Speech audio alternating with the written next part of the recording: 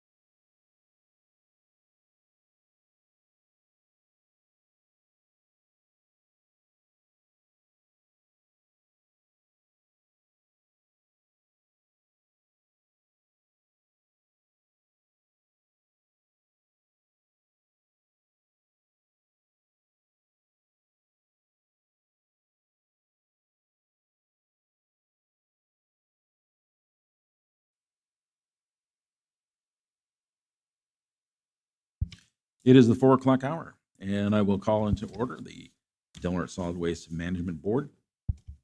Could you please take the roll? Commissioner Tompkins, Here. Commissioner Short, I'm here. Commissioner Wright, Here. Commissioner Tinkler. Here. Chair Wilson. Here, please stand for the Pledge of Allegiance.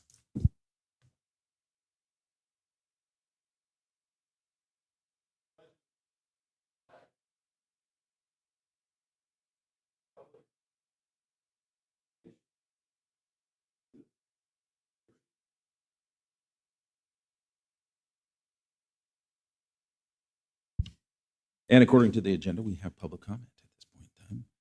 If there is anybody that wishes to speak onto something that is not on the agenda, please come forward. Otherwise, you can wait until the timed item comes forward or the agenda item comes forward and speak at that point in time. Is there any public comment? Seeing none, we will go ahead and move on. Thank you.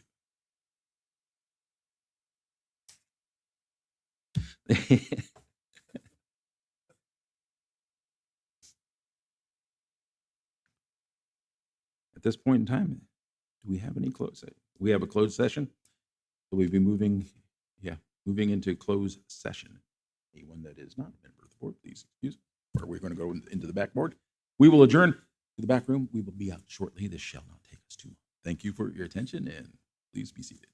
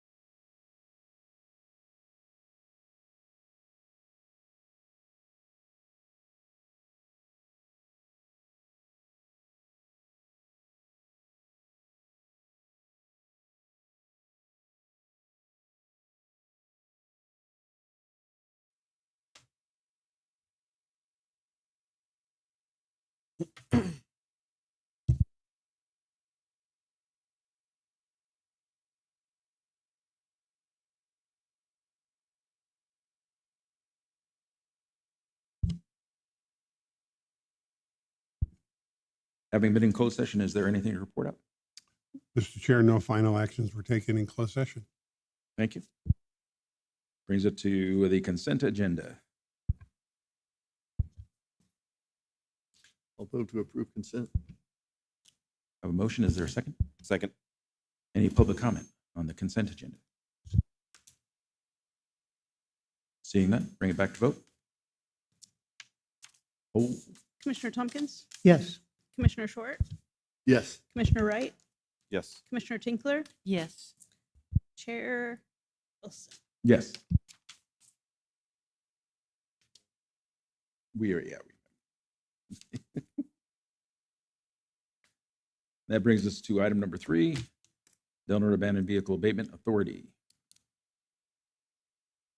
We have a report on the status.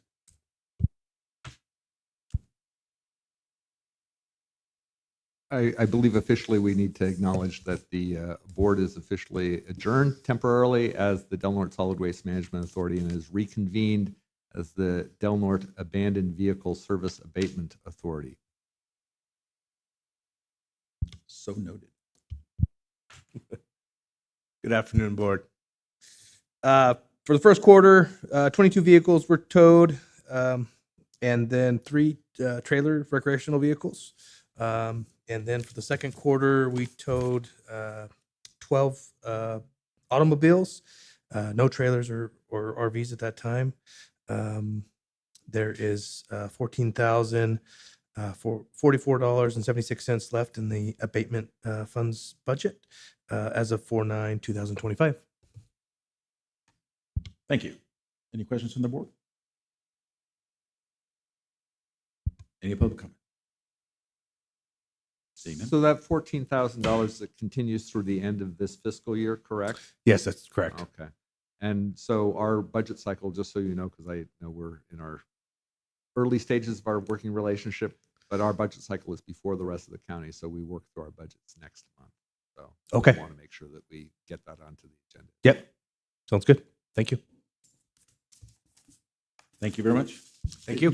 If I could, just, Brian, traveling back and forth to Eureka, I've noticed that there's trailers on the side of the road. And it could be the Caltrans is there, but I just wanted to say that you guys are doing a great job. I know there's still tons more work out there to be done, but you're keeping our community looking good on the highways and byways, and, you know, we don't have that here. So I just wanted to mention that I think you guys are keeping up with it as best you can for the money you have. I appreciate that. We do have a new officer on, Brian Hicks. He was a little busy today, couldn't make it to this meeting, but he has been very busy. That's where I'm training him at right now, is on vehicles, RVs, and hold up that whole process.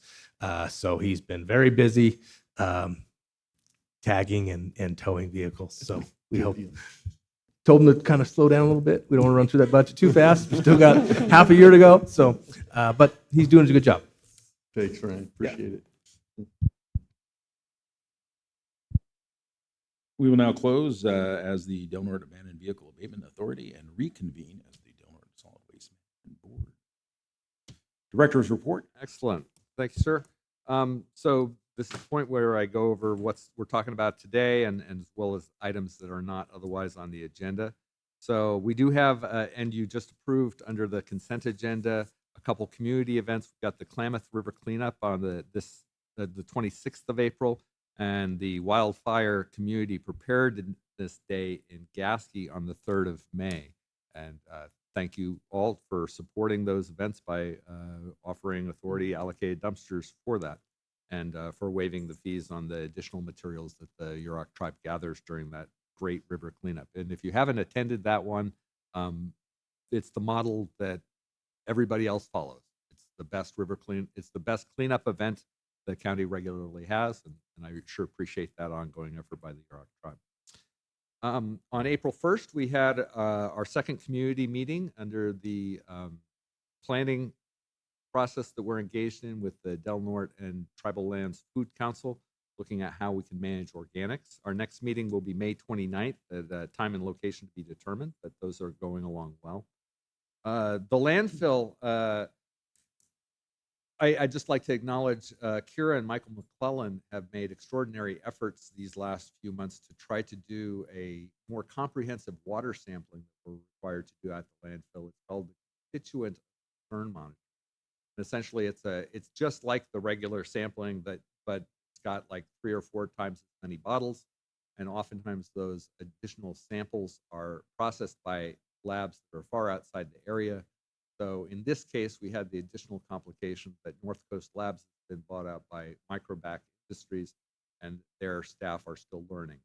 So unfortunately, that learning curve cost us a lot of time and effort, in that Kira and Michael had to regularly go back out to the landfill and repeat samples they had already gathered, because mishandling samples they then get processed.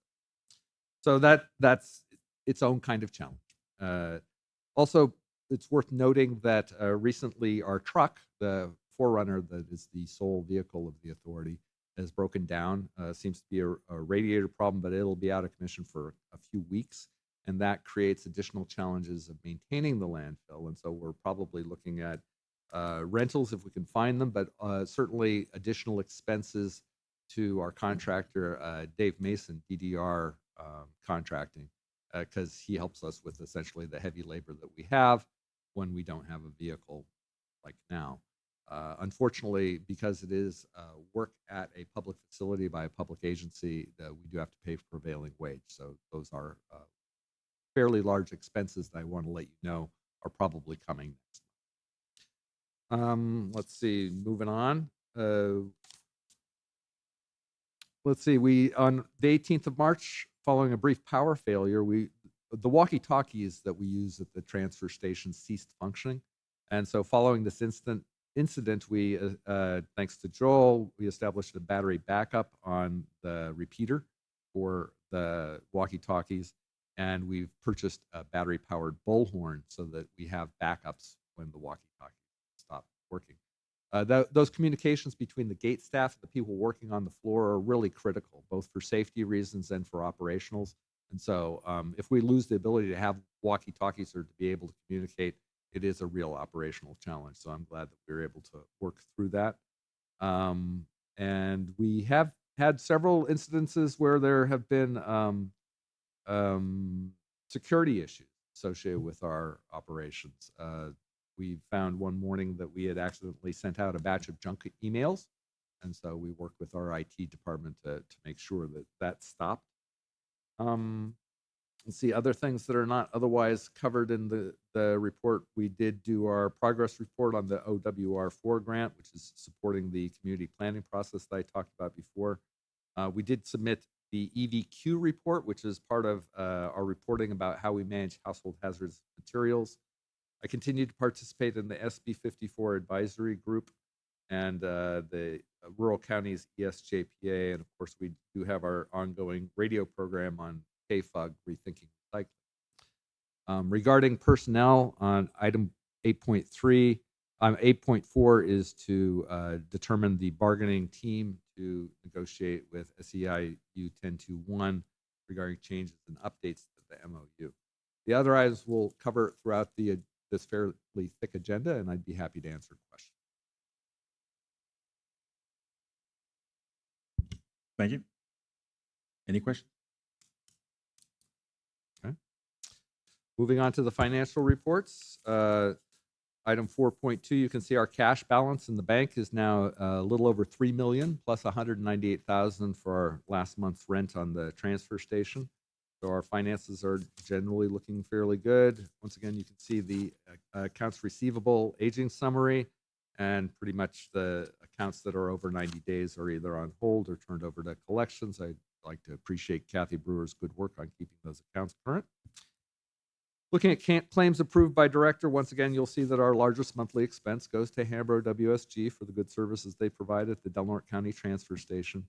And the second largest payment was to the Del Norte County Auditors, which is the second installment of our annual payments regarding the transfer station.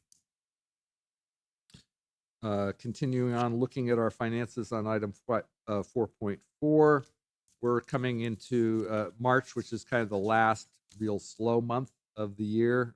Generally, April, May, and June are, along with the summer months, some of the heaviest months of the year. But looking at our authority revenue, again, summarizing our two main sources of revenue, the tipping fees we receive at the gate of the Del Norte County Transfer Station and the franchise fees we get paid under contract by Recology Del Norte. But looking at those two income items, we are 94,263 ahead of budget. So in general, our budget. I'd be happy to answer any questions. Continue. Okay. Then we are moving on to the transfer station items. And our first item is 6.1. Shall I continue on that, sir? Yes, please. Okay. So we have two items. This is a fairly critical one. And at this point, it's appropriate to acknowledge the continuing efforts of the Solid Waste Task Force.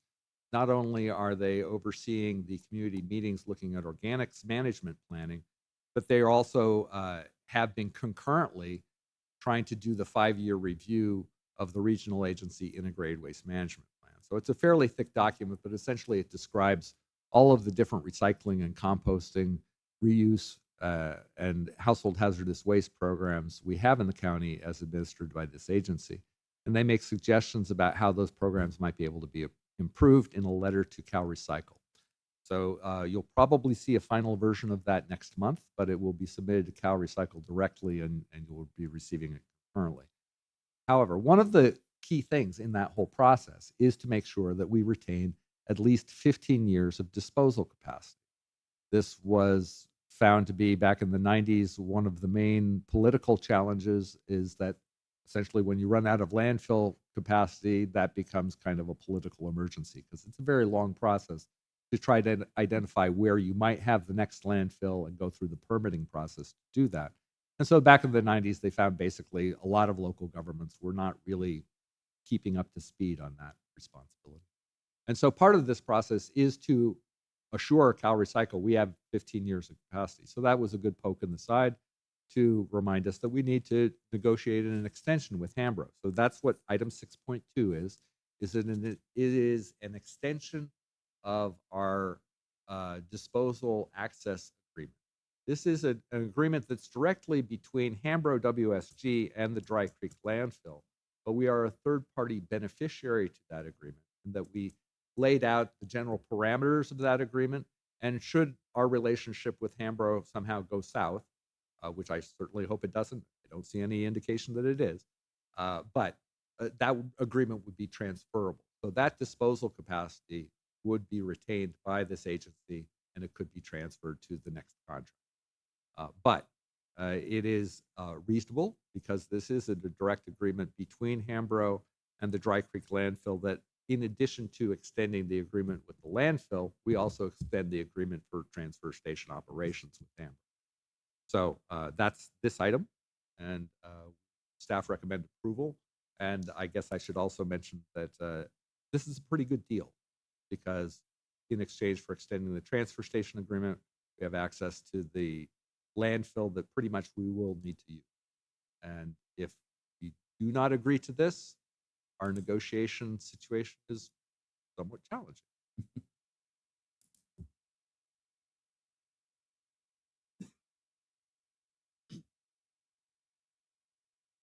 Do we have a motion? 6.2. 6.1. 6.1? Okay, 6.1. I will make a motion that we approve the side letter agreement with Hambro WSG as stated in item 6.1. Got a motion? Is okay, I guess second. Second. Second. A motion, a second. Any public comment? No? Bring it back to the board. Any comments? Commissioner- Please pull the vote. Commissioner Tompkins, Yes. Commissioner Short, Yes. Commissioner Wright, Yes. Commissioner Tinkler, Yes. Chair Wilson. Yes. Excellent. That's really good news. Thank you. Do appreciate that. Also appreciate Hambro facilitating that ongoing relationship. Item 6.2 is the transfer station operations change order that adjusts the payments that we make to Hambro WSG for the good services they provide at the Del Norte County Transfer Station. It also functionally adjust the disposal rate and the brush acceptance rate, which has impacts on Recology's fees as well.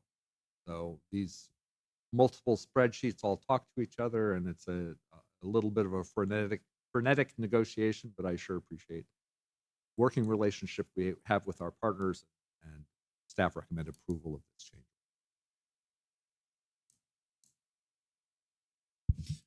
I'll further move that we approve the change order 35 and service fee adjustments as stated in the agenda. Second. We have a motion and a second. Any public comment on this change order? Seeing none, please. Yeah, absolutely. So this is an increase in cost, and is this going to automatically mean an increase in all of our constituents' ecology costs? Is that what this is? Yes, this adjusts the rates at the transfer station. Okay. It mostly adjusts the rates that we pay Hambro WSG. They get about 2/3 of every dollar spent at the transfer station, and this agency receives about 1/3 of that to pay for accounting and the other things that we do.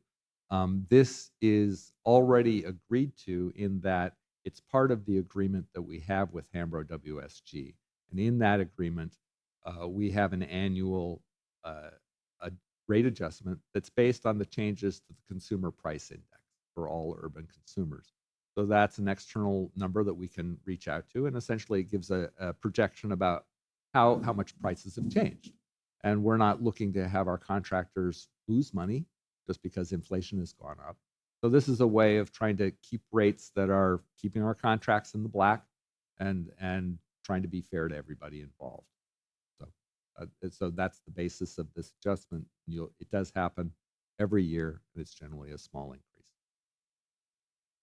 I just worry at a point where fees become such that in a county that has high poverty rates, the option is then to dump it over the side of the highway or something. That ends up costing far more. So I'm always, I'll be honest, hesitant to agree in increases in this particular area. Acknowledged. But it is part of our existing agreement. And so were we to not grant this agreement at this Okay. point, that would raise additional. We have a motion and a second. Please vote.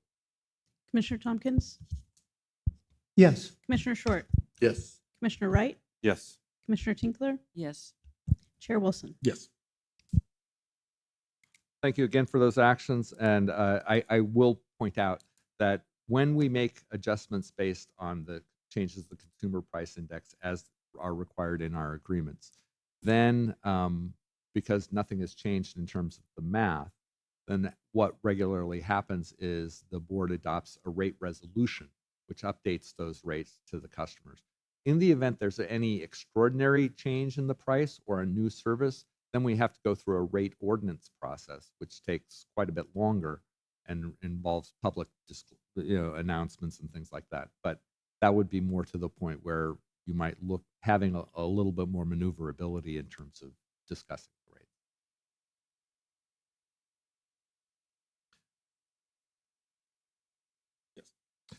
Next item is 6.3, and that is the 5-year review that's being conducted on all of the documents associated with the permit of the Del Norte County Transfer Station.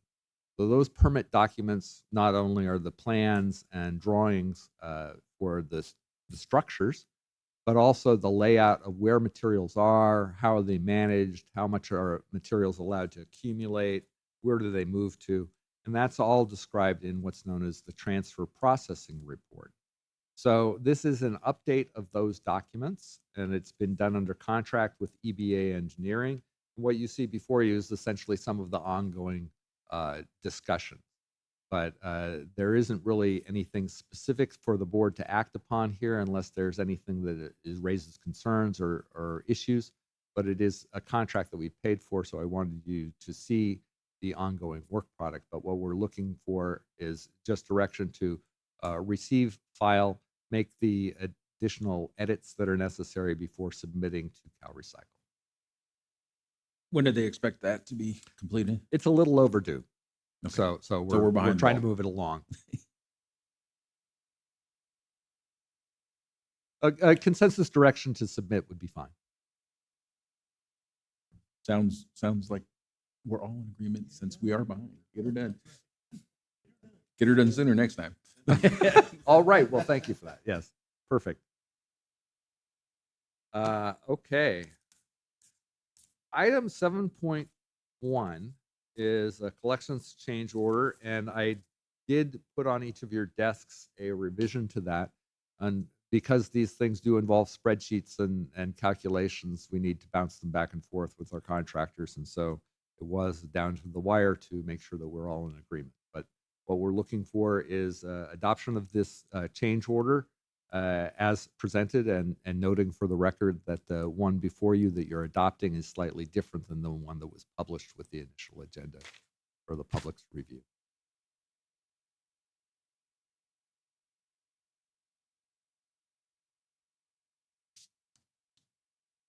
But So- in general, you'll see that there's approximately a 3 to 3.5% increase each rate. And the reason for that is that there were increases in the processing fee for the recyclables, increases in the brush rate, increases in the disposal rate. That all impacts the collection rates. And then there were additional impacts to the collection and transport components, because Recology has been purchasing additional vehicles to comply with the requirements of the California Air Resources Board. And that was all discussed last meeting, but this change order affects all those changes. Yes. We have an order for us. Is there a motion?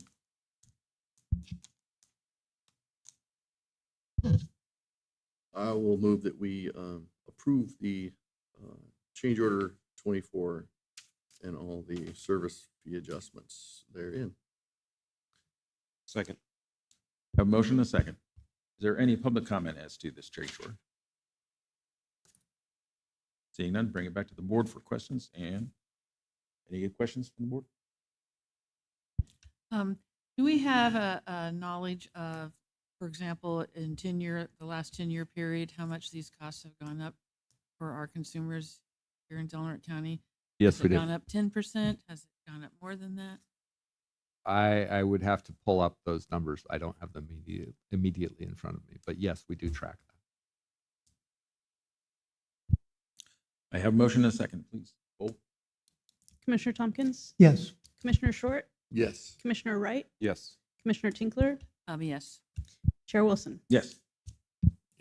Candace, just for your edification, it seems to match. We do this just about every year, and it seems to match CPI right at just what CPI is. So As I said before, my concern Yeah. is that we don't make it so pricey that it's a better alternative just to dump in the wild, which costs us as both taxpayers and county more than actually maybe we're. Well, it's an unfortunate reality, but as long as I've lived here, that has been the reality. I mean, we have always had, unfortunately, people that for conditions that they live in, being maybe without transportation, so they just don't have a place to take their trash, and so they just throw it away someplace where it's convenient for them to do, and others where it's a financial issue, where they just they can't afford to get rid of in many cases, it's the large items, it's the appliances, and it's the other things, and those end up, unfortunately, at Pacific Shores or over the embankment somewhere. And I can recall too many times going up the Blue Creek and going up the Klamath River and looking to the left side and seeing a mountain of garbage from the road all the way down into the base of the river, where it's just, and it's something that you can tell by the sheer amount of it that it's not an unknown factor in this community.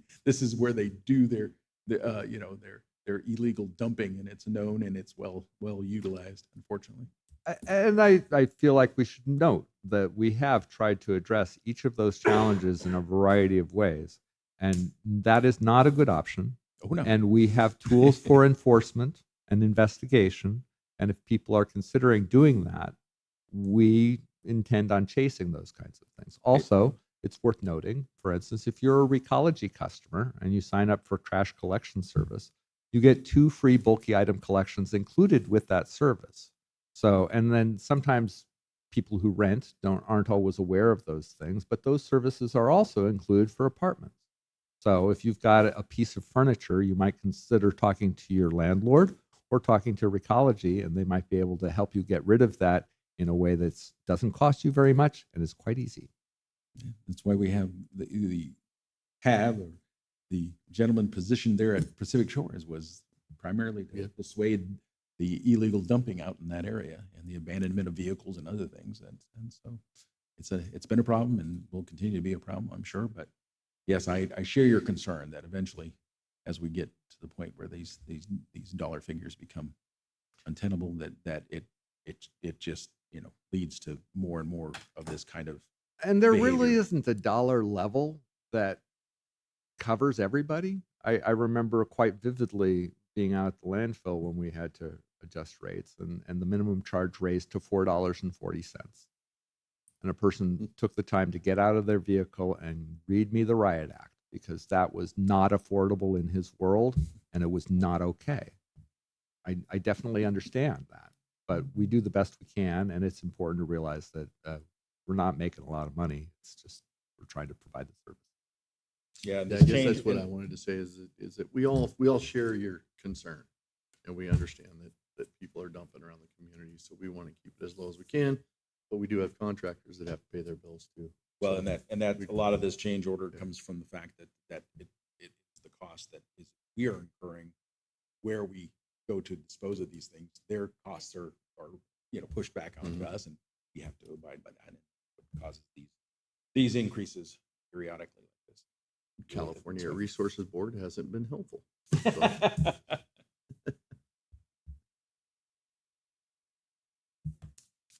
Sure. That brings us to item 8.1.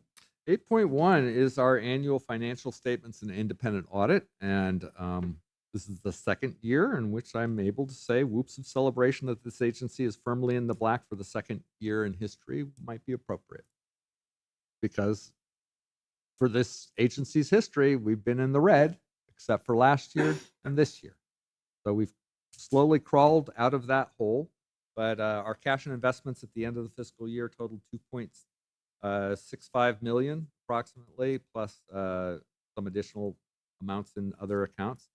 But essentially, our net position at the end of the fiscal year was just under $1 million at $914,000, and it improved by nearly $500,000, $446,000 since last year. And for comparison, when the agency first built the transfer station, the authority's net deficit position was $2.2 million. So we've crawled out of that red hole, and appreciate that. Our net cash increased from this last fiscal year by $747,000. And this audit did not find any findings requiring a response from staff. And so it's, although I would defer to Rich on this point, it's what's known as a clean opinion. They're not saying that there's anything wrong with the way we're keeping accounts, that anything changed. Well, on the day that most people have to worry about making sure their accounts balance, this is a good thing. And I also want to note, this all came about because, I've been here last. Thank you, Chair Wilson. So essentially receive and file. Bring us to 8.2. 8.2 is a discussion possible action regarding amendment number 2 with Mary Pitto. Mary Pitto is our technical consultant. As we look through our different options about how we may be able to manage organics, she's the one saying you might want to consider this. Here's what we know about this. here's what we know about this. So at this point, it's rather critical. This was already budgeted in the grant funds that are paying for this contract. So this isn't cash out of pocket per se, except it is cash out of the grant that we've applied for, and staff recommend approval. Go ahead. Ted, I just had a question. I mean, Mhm. I understand the work that Pito and Pito is doing, but there's really no explanation in the board packet about why. I mean, I see the amendment, but it says that basically all parts of the contract are the same. It's just going to cost us more, but I don't understand why. Fair enough. And I'm sorry I didn't include that agreement, but that agreement's pretty tailored so that we can ask Mary for exactly what we need when we need it. And she's been really good to work with. It's at an hourly rate. So that's the cost control, and we're not going to spend this out without getting services. I acknowledge what you're saying, and I apologize for that. I'd be happy to review that agreement with you, but essentially it does detail out all of the technical services that we're looking for under this contract, where we're looking at the different management techniques we could use to manage organics in our rural.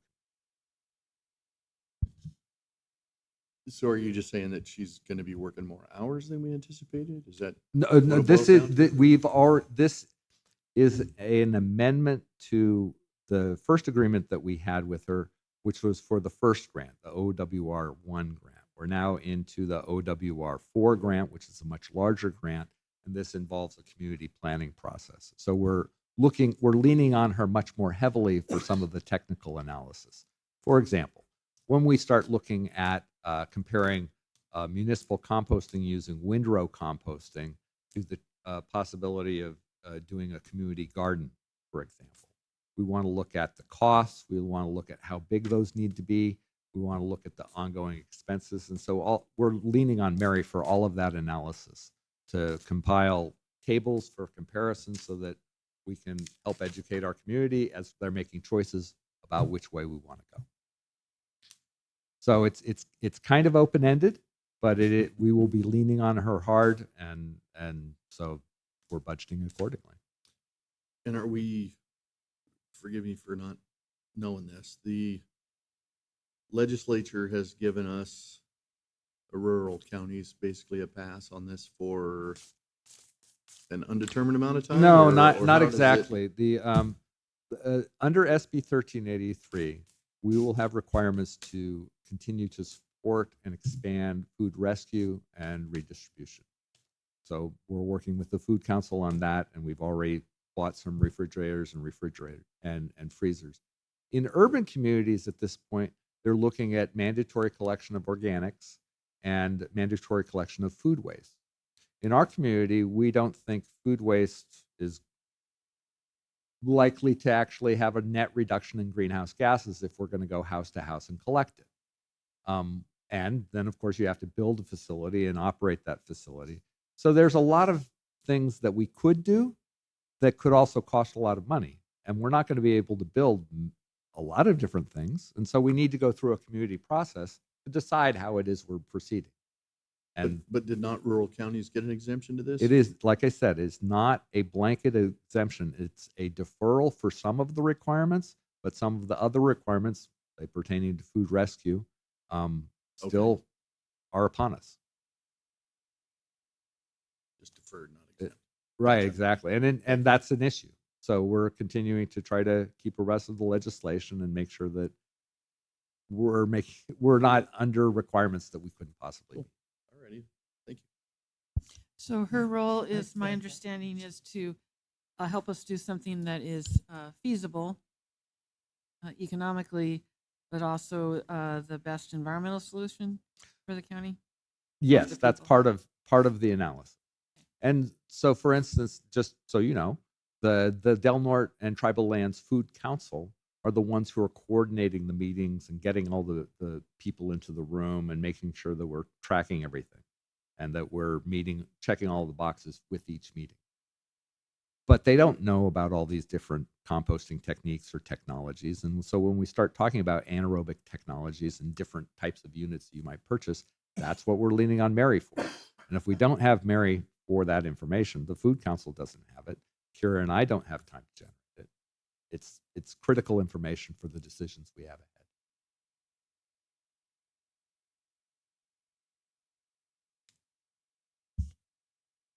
Bring it back to the board for a motion. So I guess I'll make the motion to approve amendment number 2 to the professional services agreement with Pitto and Pitto. I'll second that. I have a motion and a second. Any public comment? Seeing none, bring it back to. Please poll. Commissioner Tompkins? Yes.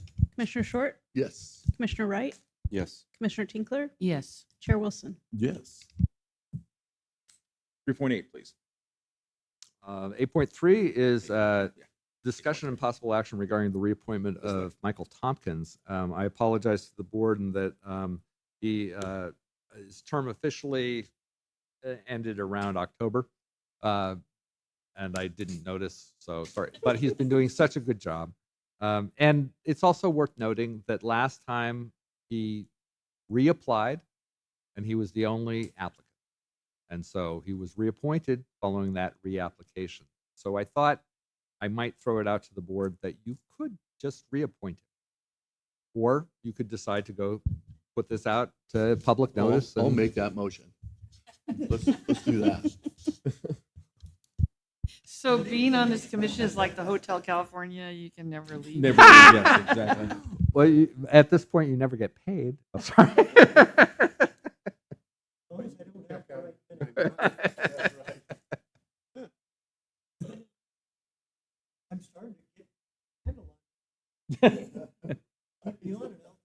I'll just keep going, yeah. We have a motion. Is there a second? Second. Second. A motion and a second. Any public comment? Do you want to run now? Okay. Without him running out of this screaming, we'll go ahead and pull a vote. Commissioner Tompkins? Yes. Commissioner Short? That's weird voting for yourself. Huh? Yes.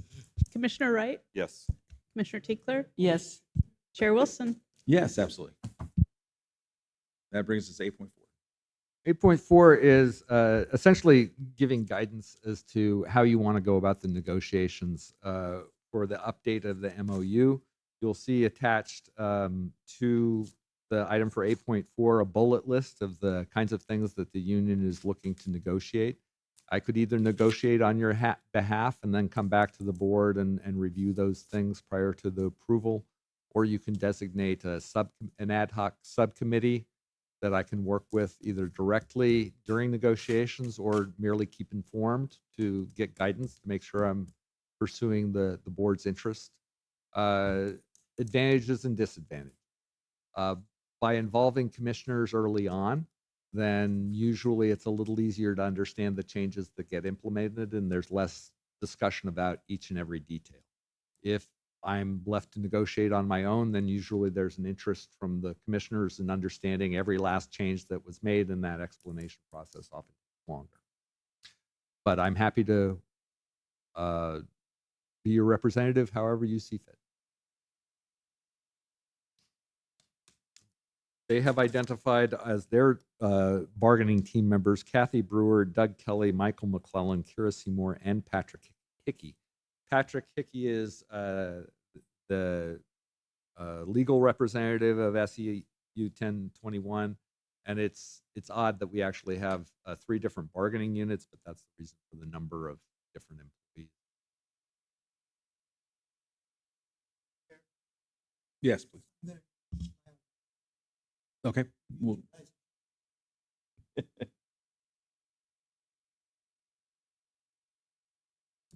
any questions? Yep. I would just like to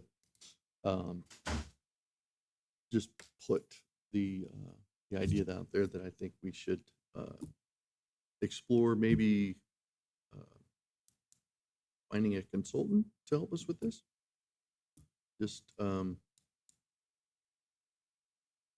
we've used a consultant at the county level before.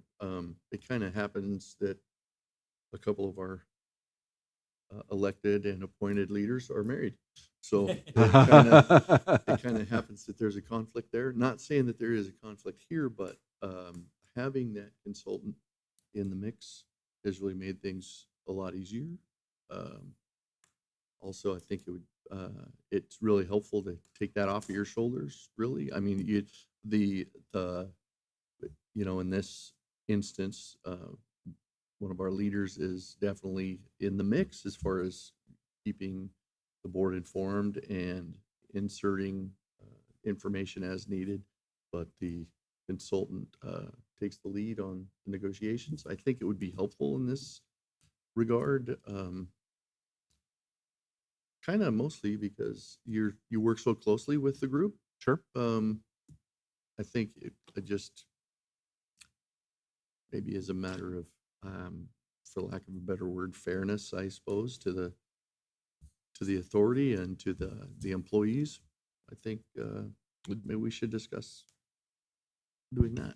I agree with that. I know nothing about this. I would not feel adequate, even though I'm an alternative anyway, but I would want someone who, for the sake of the employees and for efficiency, and I would be curious to know, hear from those employees or from their representatives that you just mentioned, what their concerns are, what they hope to achieve. But, so I wouldn't want to be completely out of that if I was a full-time member on this, because I think it's really important that we listen to, hear what their thoughts are too. So the initial thoughts are bulleted there on the backside of 8.4. And the additional consideration is if you knew of a consultant, we could pull in on this. Previously, we had worked with Janine Galatioto, and then we also worked with Martha Rice in negotiations, but neither case was it a dedicated contractor who just did the union negotiations. So we would need to go through either a procurement process or some process by which we select that contractor and assured ourselves we were paying for reasonable services. So I'm a little flat-footed on that. Sorry about that, Ted. The person we had used in the past was a human resources manager out of Humboldt County. First name is Will. I can't remember his last name, but to that, and maybe we could reach out to the county, and somebody from county human resources could be that person. I don't know, but other than an attorney, I suppose there's a couple of different options there for us. I'm still not clear. So I guess what I would suggest is, if this is what the board would like to do, I would very much like an ad hoc committee appointed to provide additional guidance about how we go about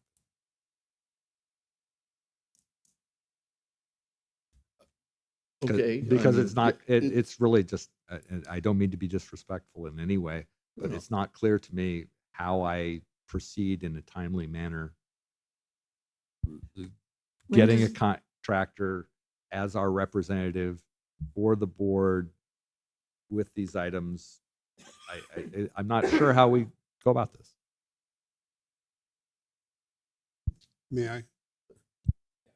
I think the person you're referring to is Will Folger, Thank you. Yes. and he is the human resource manager for the city of Eureka.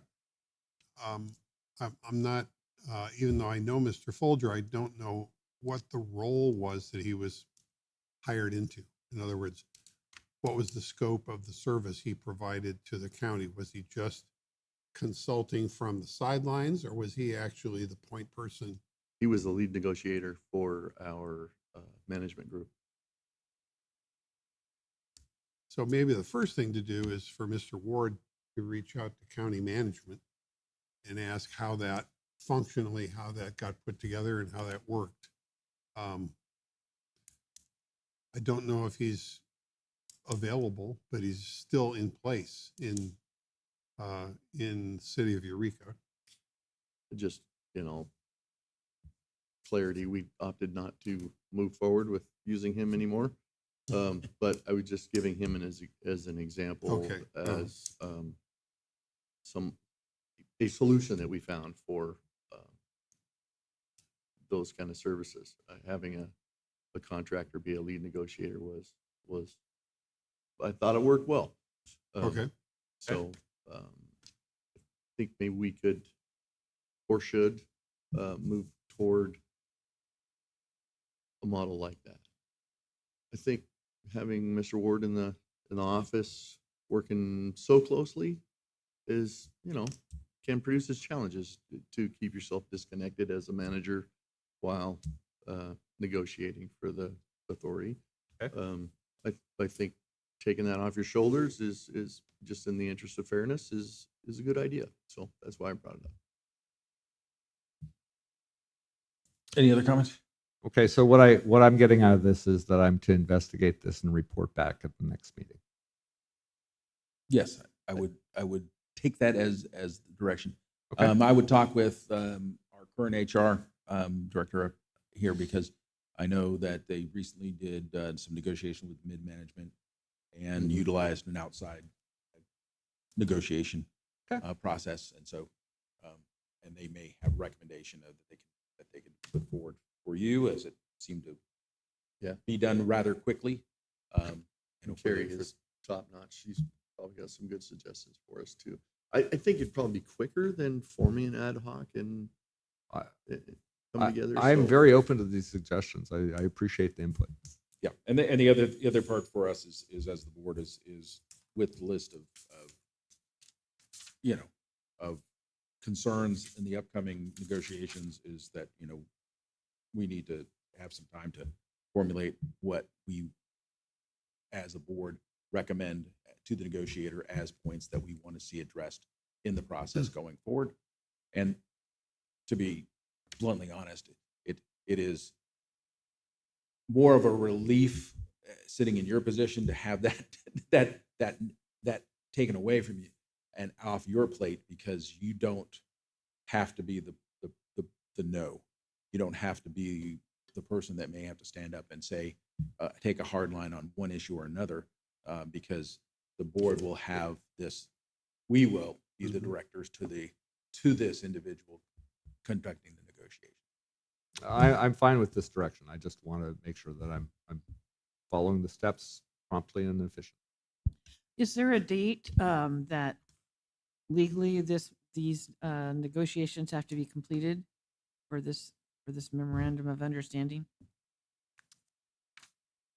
Are we under a It is set to expire at the end of this fiscal year. okay? So, but as we have worked under expired agreements before, in general, my understanding is that once the agreement expires, it simply continues as is until it's modified.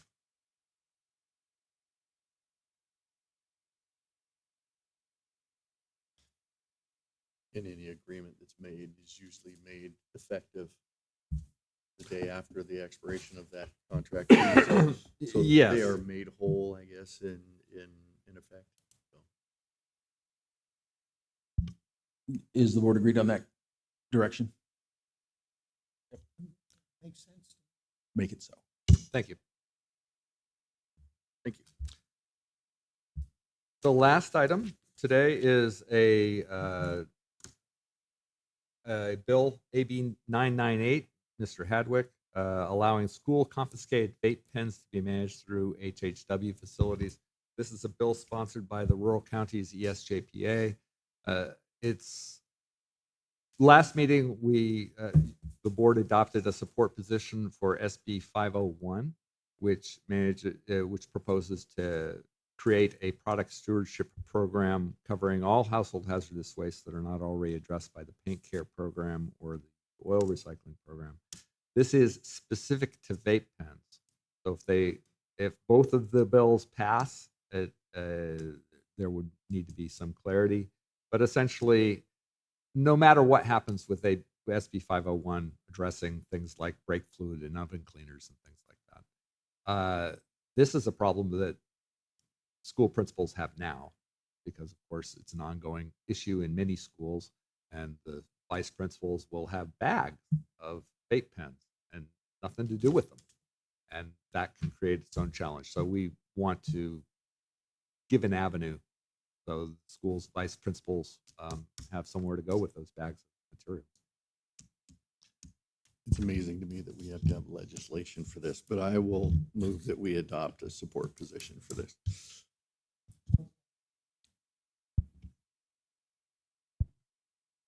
We have a motion and a second. Is there any public comment? Hearing none, seeing none. Any comment from the board? Any questions? Please pull a vote. Commissioner Tompkins? Yes. Commissioner Short? Yes. Commissioner Wright?